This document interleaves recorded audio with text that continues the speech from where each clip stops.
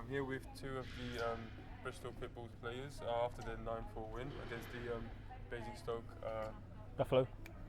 Thank you for that. No problem. After the first period, you guys were trailing by 1, even though you started strong. Yeah. What were the thoughts after the first period when you went into the changing room? Well, I mean, this week's been hard for us because we haven't had any opportunity to train. You know, we came off a good victory last weekend, which the last 3 games, in fact, has gone our way.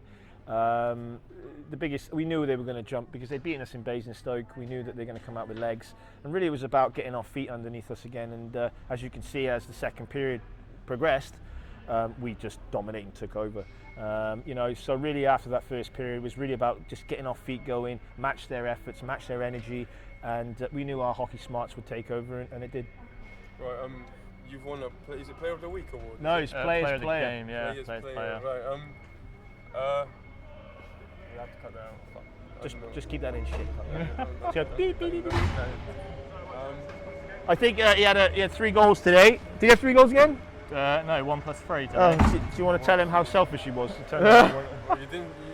says you didn't want to share the puck room. Is that true? Yeah, there was conspiracy out there.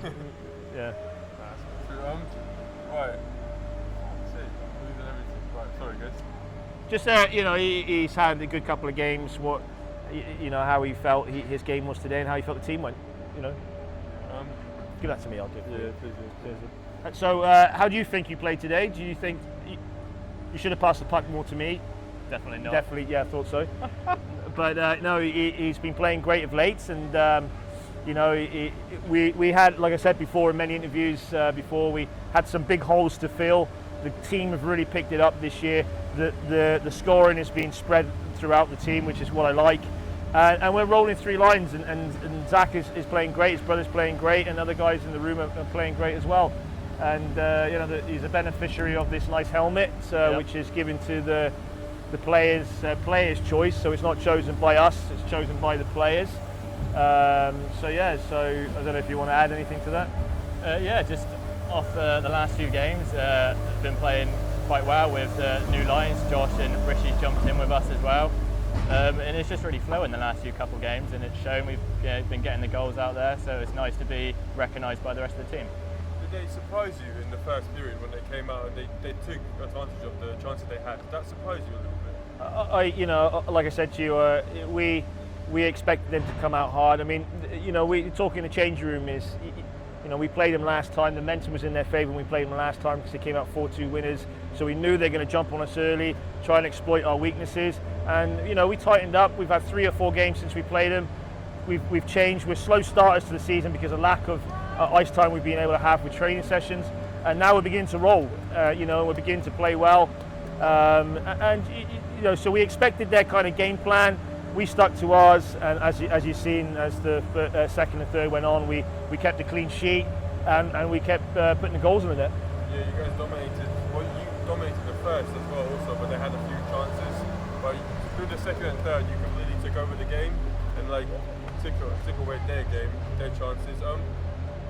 It's all about momentum, and I think the big we talk in the changing room is that we didn't give them a chance to play.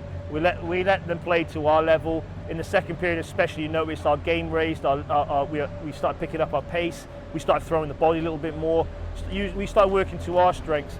And when you're chasing a game all the time and the other team's got momentum, it's hard to get anything going. And that's what we did. We kept stealing the momentum and kept the puck in their end. And hard work pays off, and you keep chasing those loose pucks. And that's what we did in the end. Zac's goals out the corner, rebounds. I think we did really well on the power play today. I think we scored 4 power play goals or something. 4. You know, so you know, I can't ask any more. You know, I knew we were going to be slow out the blocks because, like I said, we didn't have any training this week. So, but like I said, we can scrap that first, second and third. The last 40 minutes was nothing but positive for us. That's a 7-0 win, second and third period. Yeah. So can't ask any more from that. That's what brings up my question. Is they made a goalie change. Yeah. Which obviously that kind of makes sense, I suppose, trying to rattle the team up a bit. But you guys made a goalie change as well. What was the reasoning behind that? You know, Gemma's been playing great for us. It was nothing to do with the way that the goalie's been playing. You know, we're trying to get Dougie back from injury. He's been out since our Guildford game. As an opportunity to give him a little bit of ice. The game was kind of past anything, so it was a good way of him getting in, getting a little bit of ice time. We got a weekend off again, and we've got obviously Swindon, who's going to be a tough team. So trying to get the goalies up to scratch, trying to get us focused again. That's really what it was about. Really, the back end of that period, pardon me, was all really about limiting our mistakes, limiting their options, and giving the opportunity to Dougie to get back in and get a feel of the net again, and hopefully he can get back to training and stuff, ready for the game in Swindon. For your next game, what are the takeaways from this game you would take and you would change? Maybe some negatives you would like to really address and change for the next game? Do you want to say something? Yeah. Yeah, go on. Well, for me personally, we got to keep building off what we've been doing the last couple of games. I think really we've got to be quicker out the blocks. We allowed Basingstoke to get their feet going. We were too slow to really get going.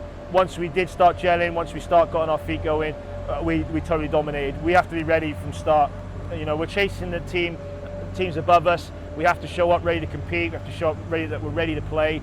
And work to our strengths. Let them play to our level, not get sucked down to their level. I don't know if you want to add to that. Yeah, Swindon's a team where they're always full of young quick skaters. So I think personally from today's game, especially in the first period, we need to, when we're in their end, maybe have a high guy a bit more. Because when we play Swindon, if we get too far up into their end, we're going to get caught out. So maybe definitely take into the next game is take into consideration how quick some of their players are. But no, apart from that, if we just keep rolling how we're playing, then I think we should be all right. Yeah, you guys did great in this game. Thank you for the interview. Yeah, thank you very much. Good looking guy. Glad you got rid of the other one. No. Oh, yeah.